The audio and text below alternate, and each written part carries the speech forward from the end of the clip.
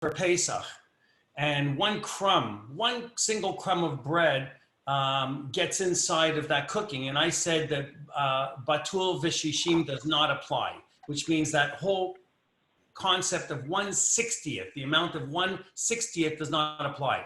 So during the rest of the year, you have a pot of chicken soup and one drop of milk accidentally spills from your coffee into the chicken soup.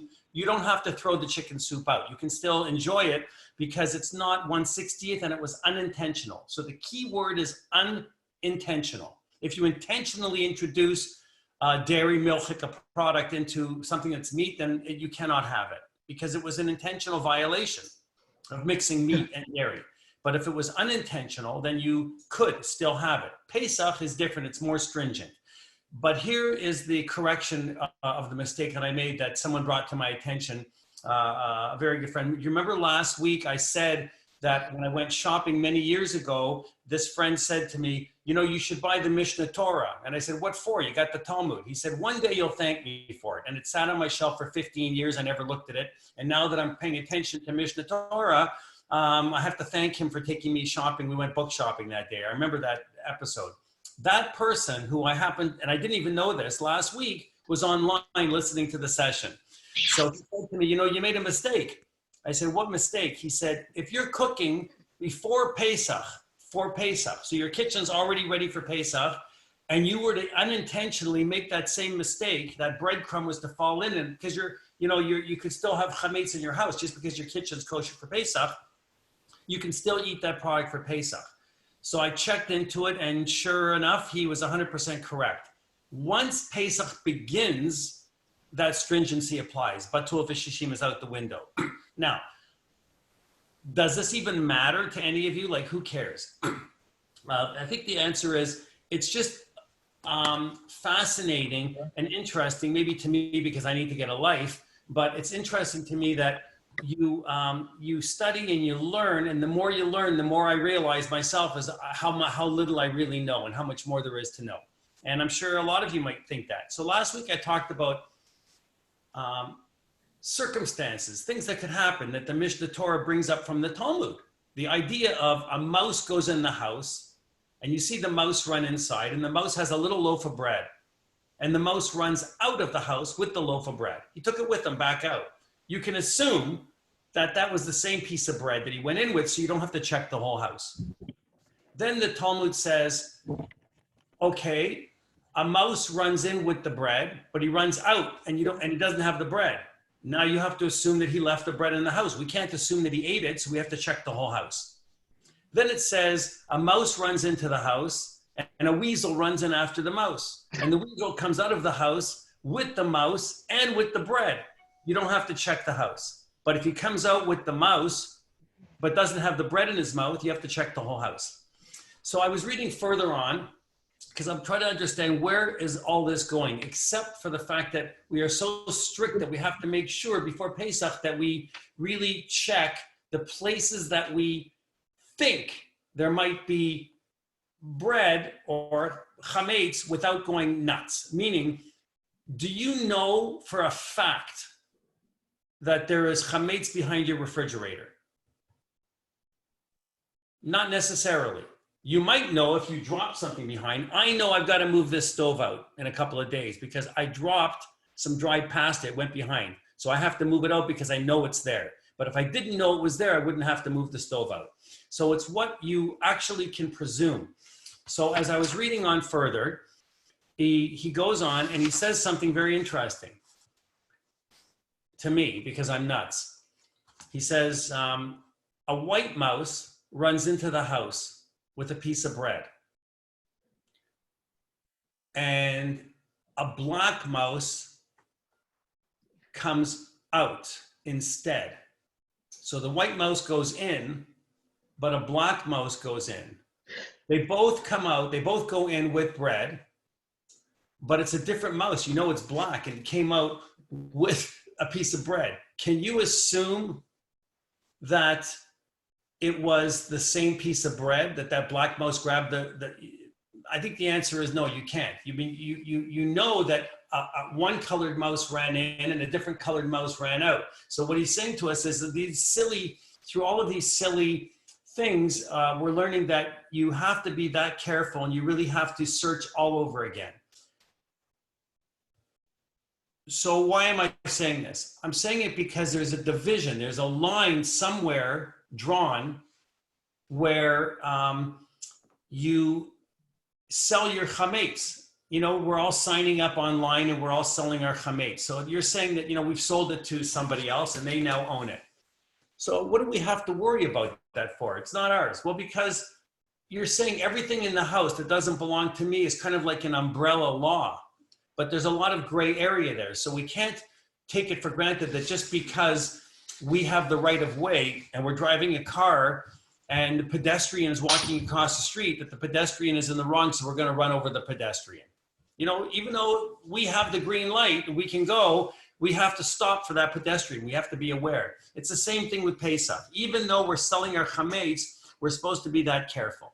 So I just wanted to bring a little bit of learning in and talk about a little bit about something that's interesting about a kitchen and about cooking and baking. And I thought I would introduce something that is of interest to me because I always look for something to eat on Pesach in the morning. What do you eat in the morning for Pesach? You can have eggs, but you've had 400 eggs a day on Pesach. Everything you make is with eggs. Sponge cake. Right? So what do you have? Sponge cake? Excellent. Sponge cake is delicious. My bubby used to make sponge cake. And you can have matzah granola.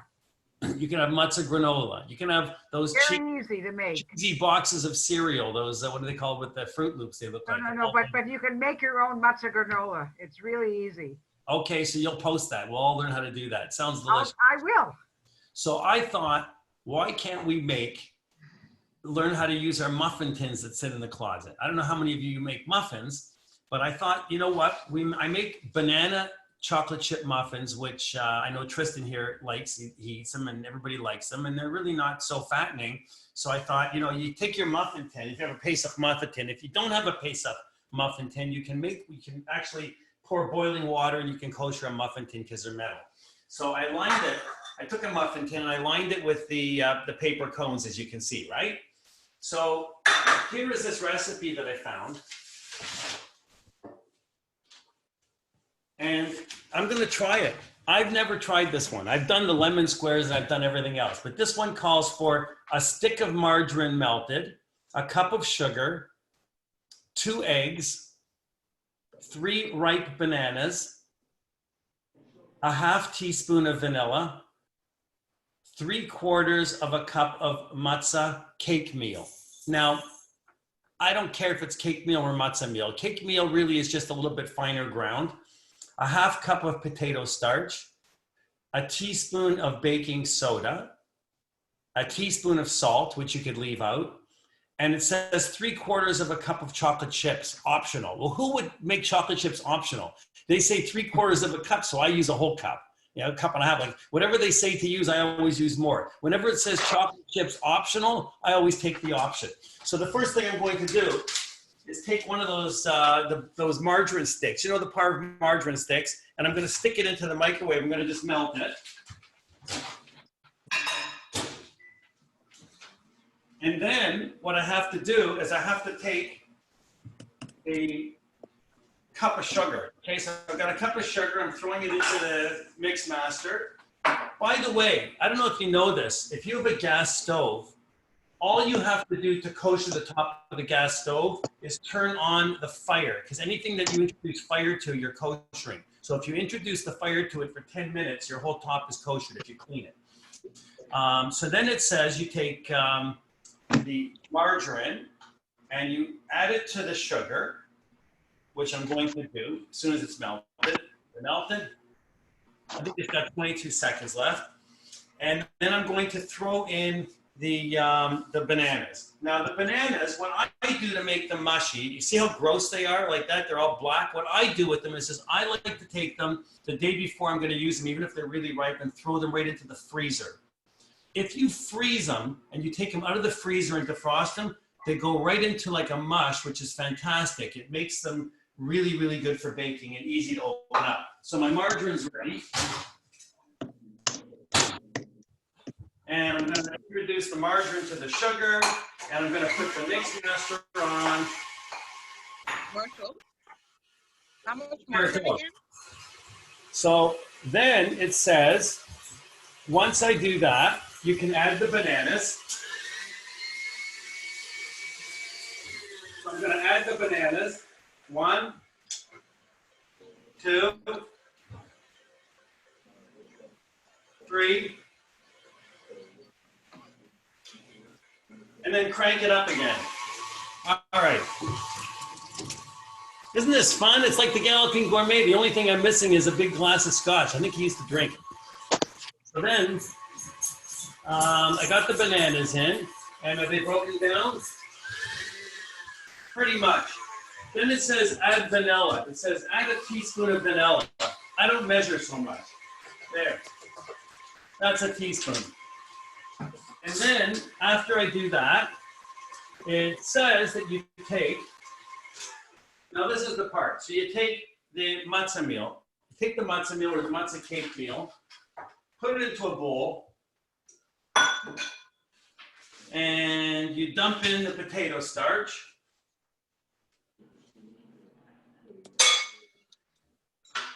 And you add a little bit of salt.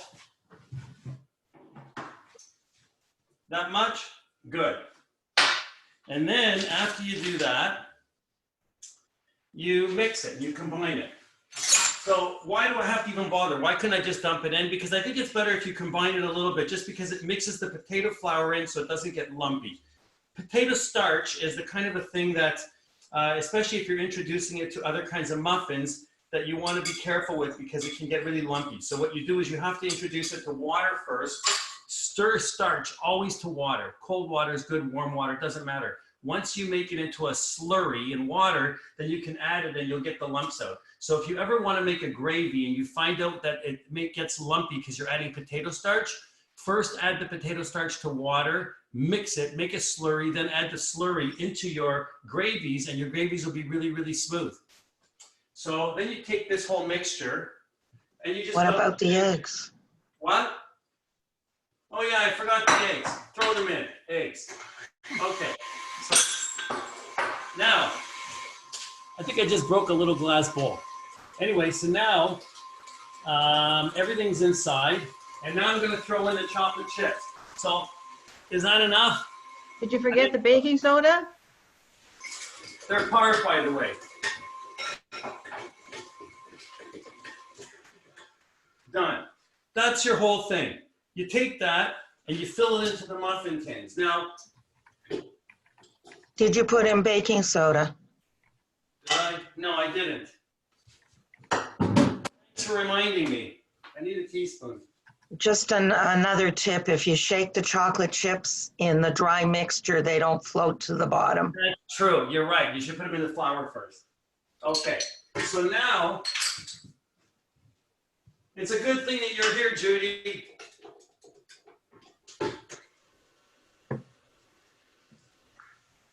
You know, they make a pesach baking powder, but I have it. I've never used it. I don't know if it's any good. So I thought that potato starch replaces baking powder, doesn't it? the baking soda replaces the baking powder, I think, for most I cakes. thought so what does the potato starch do? The potato starch gives it the consistency to hold together. So it doesn't replace baking powder. Well, maybe it does. No. No, it doesn't. No, it doesn't. Oh, I thought No. it did. No, it doesn't. There. Okay, thank you. All right. So I want to talk to you about something else while I'm doing just filling these. When I was a little kid, I think I was, can you hear me? Yeah. Okay, so when I was a kid, I'm talking about 6 years old, 7 years old, I saw my great-grandmother. So my great-grandmother was still alive. She was like 97 years old, and she smoked Export A plain cigarettes, I remember, and read the Yiddish paper. So she was making Pesach Lakshin, and she used to make like the noodles where you make them flat and then you roll them up and you cut them. Does anybody make those? My mother-in-law used to make them. Okay, so I make them every year. They're very, very easy. I can tell you how to do them. But one thing that my other Bubba used to make my father's mother, was she made something which I wonder if anybody heard of, and it was called falichchiklach. What's that? What's that? Correct. So my father got into almost a heated argument with a man one time that was in the library because he said to my father that they don't exist. There's no such thing. And my father said, yes, they do. His mother made them all the way back to Brailov, to the Ukraine, and that what they are and all that. So it's Russian. I guess it was Russian. Yeah, Russian, Ukrainian, you know. So, by the way, listen to Judy's tip about mixing it in the flour first so that they don't fall, the chocolate chips don't fall. It's a very smart idea. A good idea. Yeah. Judy, you should do this instead of me. So anyway, you take these muffins and you just stick them into the oven. We'll see if they come out. So let's see, 350 degrees. And it says that you leave the lid for 15 to 20 minutes. So let's see what happens. I'll put it on for 18 minutes. So this whole thing with this falichchiklach business, what they were was my mother always made chicken soup for the first night of Pesach, and she made these matzah muffins. They were like matzah meal, and they were, she made them because my grandmother made them. And these muffins, you would float them in the top of the soup like a Yorkshire pudding almost, I'm gonna say. It's called kigalach. I make them. Yeah, but it's not a kiggle because it's not a kiggle. I guess it could be because it could be a matzah farfel kugel in a soup, right? Right. Muffins.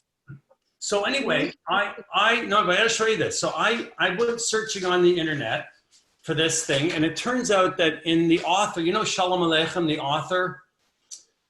Yes. Shalom Aleichem wrote in Yiddish. He wrote Yiddish books. It turns out that Shalom Aleichem came from the same area of Vinnytsia in the Ukraine under Russian occupancy. He was from the same area, and he describes these falichchiklach as something different. He describes them as farlirchiklach, or farlirchikas. So what I'm thinking is, if they're called farlirchikas, that's probably what the real name is. Probably my mother mispronounced it. You know, like everybody mispronounced everything back then. So maybe she called them farlirchiklach, and they're really farlirchikas. So I found this recipe on Epicurious. You've heard of that website? Yeah. Look what he writes. See, he writes here, farlirchikas. So I want to just tell you how to make them. All you do is either a box of matzah farfel. So matzah farfel, you can take a box or a half a box. I'm using a half a box. And I threw in some seasoning, salt and pepper, and just cover it over, just fill it right up with hot water. Almost like you would do if you're making a matzah brie. And let it sit for a couple of minutes. When it soaks it up, the water, you can just strain out the water, add the eggs, and put them into a muffin tin and bake them. And then you've got them. So I do that all the time. you do it all the time, but I never did it all the time. I do it every year. See, Nina does it. So if you want to know how to make them, ask Nina. But anyway, there it is. And there's really nothing to it. It's a very, very simple thing. How much time do we have? We've got a couple of minutes. So I want to know, while I'm waiting for this to drain, if anybody has any questions about kashrut and kosher for Pesach and what's allowed and what isn't allowed. I have a question. It's Okay. Eileen. Is canola oil allowed now that you can kitten yot? Well, first of all, it may, if the bottle says for Sephardim only and you eat kitniyot, which by the way, you know my opinion on kitniyot, I mean, I don't eat them because it's not the tradition of my father and I try and withhold that. But you know what, if you create your own traditions or change things, I've changed one thing. I eat green beans. Green beans, according to Rabbi Galinkin, he wrote a whole tshuva on it and said that unless you were to separate them from each pod, that you're allowed to have them. So that's the one legume, because legumes are part of the family of kitniyot. that you're not supposed to, you're supposed to separate. So the answer is, if you have a tradition in your family of eating kitniyot, then I don't see why you couldn't use canola oil, unless you just want to adopt that tradition, which is probably going to be a tradition that's adopted in the future anyway. Okay, thank you. So, you know, I mean, it's like saying, do you eat rice on Pesach? Marshall, Yeah. I didn't get all the ingredients to the recipe. Is it possible to send the recipe to us? Like an Or, yeah, I'll have them post it. We'll post it. But I can tell you if you want to get post a it, pen then I and don't write have. down. I started writing and I lost track of what you were I'll saying. send it to you. Send me an email. Anybody, just send me an email to marshall@bethdavid.com, and I'll respond to you with the PDF of this recipe. Okay, Marshall, I just put the recipe for the matzah granola on the chat. Wonderful. Do that. Yeah. Marshall@bethdavid.com. Yeah. Okay, perfect. Yep. So, Marshall? Yeah. Oh, Marshall, it's Barbara. Can you use a vanilla bean instead of having to use the artificial vanilla? No. Oh, because? They haven't ruled it as being a kosher product. As far as I know, Okay. vanilla bean, it's like the one thing that I don't understand is why we're allowed coffee.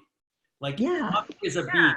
Right? It's a bean. Yeah. We're allowed coffee, but for some reason, all you see is for Pesach is artificial vanilla. So Right. anything that is like that. So could you use a vanilla bean? I'm going to guess no. Okay. But I will check into it and get you a proper answer, a real answer, just in case. Okay. Marshall, you.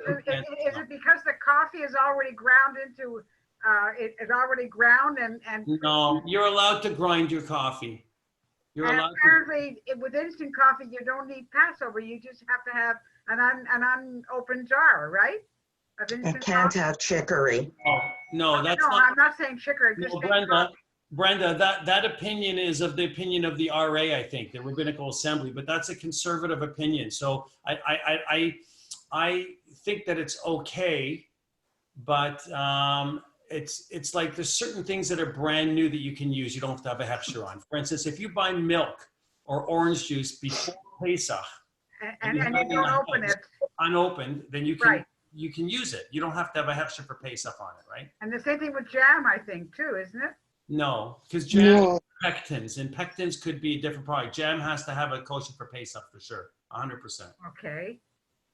Marshall, what is the ruling about soaking matzah in water like this? Gebrocht. It's called gebrocht. So there is an opinion among many Hasidim and some misnagdim, some people that don't, that gebrocht is not allowed because it's considered as if it rose. But those are the same. Non-gebracht. Yeah. But they won't even eat the crust on a lemon cake because they say the crust is like it was risen. So I don't follow gebrocht. I think that it's nonsense. It's like saying if somebody made a matzah bagel, you know, you can make bagels out of matzah meal. I never made them, but I know people do. Well, they're great. They're great. So there's no reason you're using all of the ingredients you can. Look, don't think that in the desert when they were walking across, leaving Mitzrayim, if they could have had a matzah bagel, they probably would have loved to have had one. They never had that opportunity. So I think that the answer is if you're using products that are kosher for Pesach and you're introducing water, unless you have a history in your family of a parent that said specifically, we do not eat gebrocht. So even the lenient, the most strictest of families will say that they will not eat gebrocht for the first 2 nights of Pesach, but they'll eat it through Chol Hamoed. And then the strictest of the strictest of the strictest will eat it on the last day of Pesach. So my father would not have matzah balls on the first night of Pesach. Why? I have no idea. Because he felt, so everybody else had them, but he would not, because he felt that they were like a risen thing. They were like a gebroch. So starting on the second night of Pesach, he would, because, you know, there was no halacha to have 2 nights of Sedarim, of Seders anyway. If you live in Israel, you only have 1 Seder. That's right, because if you live in Israel, the Israelis think we're crazy for doing it twice in a row. Well, but we need to have it twice because you got to have both sides of the family, the ones you like and the ones you don't like, right? Except for this year. Right. But So does that mean you couldn't have matzah bride? Matzah brai, well, matzah brai is also a gebroch because you're Yeah, a because you're soaked in water. You can have it on the last day of Pesach, but who follows that? I don't know anybody that follows that. Maybe, maybe if you go to Viewmount, or Bobov, they might follow that. Oh, you like the Bobov. Yeah, I think it's an interesting place. It is. I have the ruling for coffee.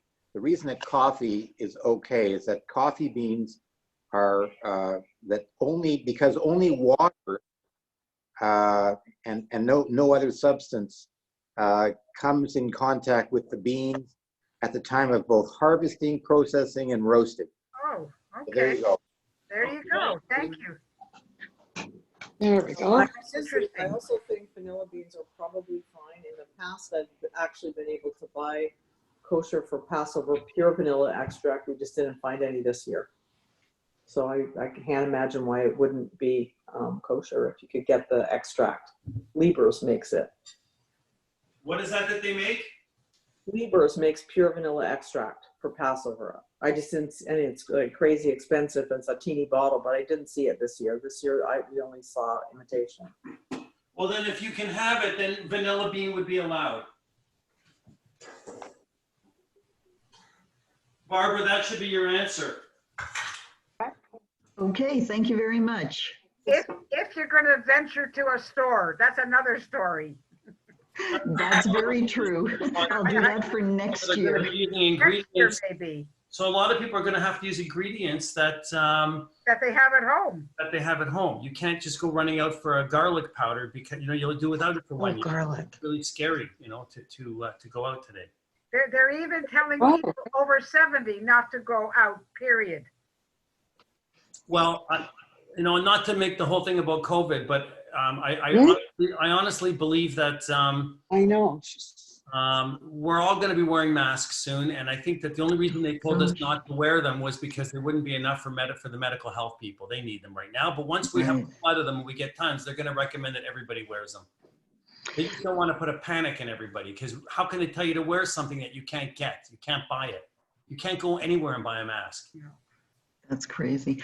Marshall, a question. Am I correct to understand that spices have cornstarch in them, and that's why you have to buy the special Pesach Dika spices? No, you have Powder, garlic powder. if it's an unlabeled spice, then it's possible that it could have cornstarch, but very rarely. Look, I didn't know Okay. that one of the ingredients, if you buy 100% pure black pepper, Yeah. and the package says on it, it's a package, not in a bin, but the package says pepper, and it doesn't list any other ingredients in it, then you can use it. That's If what I it's something thought. brand new. But- Or if it's garlic powder, then you could do it. Here's the question. If it's garlic salt, Yeah, I I don't knew. use that. you've got to You can't watch, because use it. garlic salt is a completely different thing. There is kosher pesach garlic salt, but here's the reason. Yeah. Did you know, how many of you knew this? Oop, he disappeared. We went to look for a spice. What is this? Table salt. Iodized.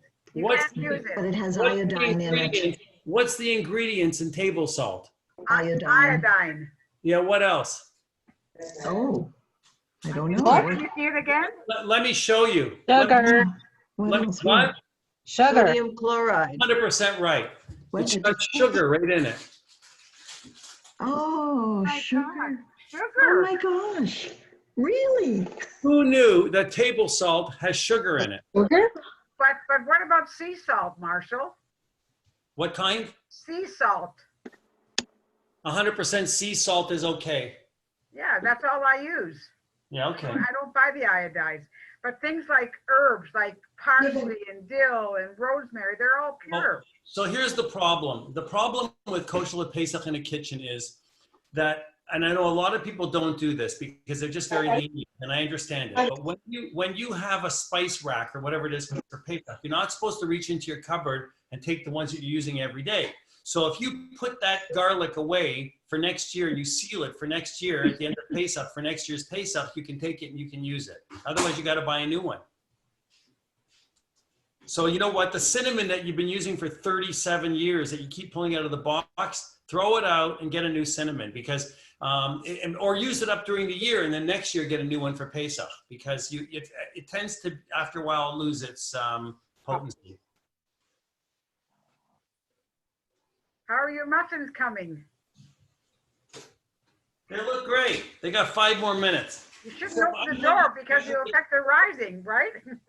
Yeah, so I'm going to take this matzah mix, this Felichchiklach mix, and I'm going to put them into muffins and I'm going to bake them, but they won't be ready for a while, so you won't see those. But the other ones you'll see. But I make these little matzah farfel kugels all the time. Yeah. He calls it something else. I make it every year. So they never heard of it. Nobody else ever heard of it. I bet you Judy heard of it. I make apple ones. You make apple? Apple cinnamon with farfa. Right, but you're not going to put those in a soup. No. I make the The ones- noodles. I just looked up icing sugar can't be used. You have to make your own. For No, you can use it, but you have to buy the one kosher Pesach. There's an icing Right. sugar that is made. I bought one. It's double the price, and its reason is it's using potato starch instead of cornstarch. Yeah, I bought it last So year. if you were a person that ate kitniyot and had corn, then you could have a icing sugar and use it. But you can't unless you're, you know. So kosher Pesach uses potato starch in the icing sugar. It separates the powder to make it so the powder stays usable. Otherwise, it would clump together. Well, this is fun. I mean, all of us just being together and I got 3 more minutes. I hope you can smell them from here. They smell really good, actually. You can't. That's terrible. Shandana Harpa. Are you serving coffee, Marshall? I should be serving. I wish you were all here. We should do that one time. I'm going to do a demonstration in the house so we can do it together and everybody can come over and we can have coffee and muffins and whatever it is that we make together. So when you make noodles for Pesach, the Pesach Lokshen, I discovered that some of the recipes don't even call for potato starch. They just have eggs in it. Like the Chabad recipe is just eggs. And I think that that's silly. The whole idea of the starch is to give it that noodle substance. That look on the Chabad site, they just say eggs. So I like to use a half a cup of water, a half a cup of potato starch, and then I use a dozen eggs. And then I make them in the frying pan, and then I flip them as soon as the steam goes. I take them off so that you don't want them brown, and then you stack them. Once you stack them, you can either just roll them and slice them or just slice them the way they are. And they're the best. Like I look forward to Pesach just because of the noodles, and they're so easy to make that if you get stuck and you're not sure what to do, phone me and I'll tell you, because it makes it's such a wonderful thing that I only do once a year. I don't know why. I could do it all year round, but I think it's just there's some things that everybody does in their own home that is special that you only do for Pesach, and the rest of the year you don't see it. I'm sure everybody has something. Does anybody want to share something that they do for Pesach that is completely different from the rest of the year? The only thing that I remember is my mother used to make something called a bubula. Yeah, bubula is a matzah. Yeah, bubula. Yeah. And it was like a pancake. And I tried to make it and I couldn't get it. My daughter made it and she made it better than I did. More eggs to hold the matzah brei together. That way it doesn't fall apart. Marshall, I make chocolate chip meringues every year. I do too. I did it only for Pesach, and then I now do it all year because my grandkids love it, so I make it all the time. So do you put the oven on, put them in the oven, and just turn the oven off and leave them overnight? That's how I do it, yeah. Okay. Yeah. Judy's nodding her head, so I know she makes them too. And my daughter makes something called, she spreads dark chocolate and almond over matzah. And and it breaks up like peanut butter, only with matzah, only in dark chocolate. How about you, Goldie? Can you hear me? I can hear you. Oh, I make a lot of matzah meal latkes, which is I love matzah meal latkes. I make them too. They're delicious. That's what bubulas are. That's what bubulas are. Well, Marshall. That's right. 4 minutes. Marshall, in second helpings, Marshall. Yeah. It's Adele. In second helpings, there is a recipe for Passover kigelach, which I think is what Nina and I both make and have been making for years. Yeah. Right? And it's Right. just like what Yeah. you're saying. Right. That's it, Adele. Okay, And they're delicious. they are. Everybody loves them. Yeah. All right, I think these are almost ready. Yeah. I make almond bark all the time. You Almond got a lot bark. of patience. No, it's so simple. It takes 5 minutes. It's great. Yeah, where do you get a block of chocolate for Pesach? No, I take any chocolate that's for Pesach. I put almonds on a cookie sheet. I pour the chocolate over it, put it in the fridge, and then you break it up. Oh, It's that sounds- delicious. It's easy and it's delicious. Ellie, how about you? He's asking Ellie. Hi. No, Ellie. Ellie, Ellie. something with us. I make, Can't hear you, You Ellie. have to unmute yourself, Bernie. You're muted. I've been making vegetable roll-ups. I think it's from the cookbook Taste of Pesach. It's a little, takes some time, but it's great. Sounds you basically yummy. bake on a jelly roll sheet. And then you roll it. That's right. It's sweet potatoes, regular potatoes, zucchini, Oh, that sounds carrot, great. Oh, and sounds then great. What's the, when it comes out baked, you roll it up and then freeze it, and then take for Passover, you would Yeah, take what's it the out with base? I'm sorry, what's the base? What are you rolling it in? a jelly roll pan. No, but is it, wait, when it's not Pesach, you use flour, right? I only make it for Passover. There's Right, so what is it, just vegetables? Yeah, just vegetables. Just vegetables. I'm trying to think if there's matzah meal in there. I don't- Together, I roll think it. there was. I'd have a corn, not corn, sorry, potato starch. It's just like making a jelly roll, but it's vegetables. And then when you cut it when it's a bit frozen, and it's quite beautiful. If anybody I wants, want to give a shout out. I want to give a shout out to Mel Katzman, who's here. Hi, Mel. I see you're here and you're saying, "Damn it, I want one of those muffins." I'm worried there's smoke coming from the stove. Don't worry. It's okay if we burn it down. Nobody will kill me. All right. Take a look, guys. One stayed a little flat, but they're not bad. Beautiful, Marshall. Wow.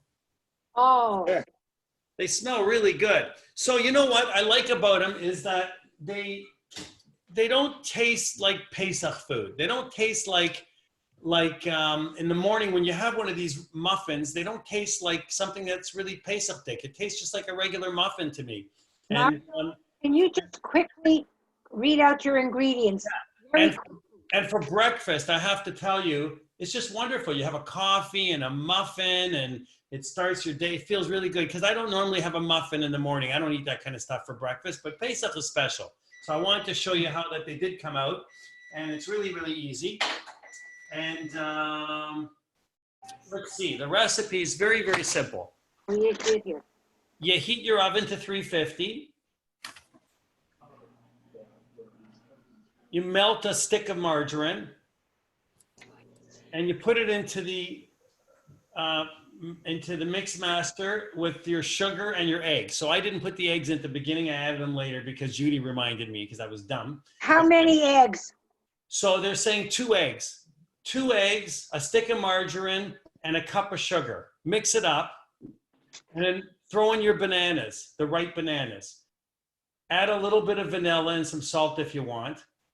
And then you have to add your dry ingredients. So it's very easy. It's so simple. It's 3/4 of a cup of matzah cake meal or matzah meal. I use matzah meal in this one.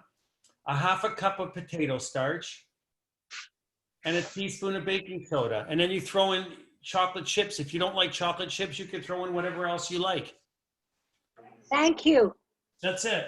Okay, Marshall, I have a tip. If you use a little more frozen banana, you can cut back on the sugar because when the banana freezes, it gets sweeter. Or applesauce you could use if you can get it. Unsweetened applesauce, yeah. Right. Marshall, Beck here. Do you deliver? Yeah, that's what I do. Especially right now at this time, that'd be great. Oh, boy, I wish Anyway, we- Marshall, thank you very, very much. That was wonderful. Marshall, Thank So you. everybody enjoy the day. It's a beautiful day. I just wanted to break it up with a little bit of humor and do a little bit of learning and make it a little bit fun. But I just like spending time with everyone because I miss you from shul. And it's just nice to see everybody here just to be together a little bit in the middle of the day. It breaks it up. Thank you very much. Yeah, thank you. Thank you. Have a great day. And 50 of Thank you. you. It's wonderful. Thank you. I'll turn off. Thank you. They Bye, smell everybody. delicious. Bye, everybody. Bye. Thank you. Everybody stay healthy. Bye. Bye-bye.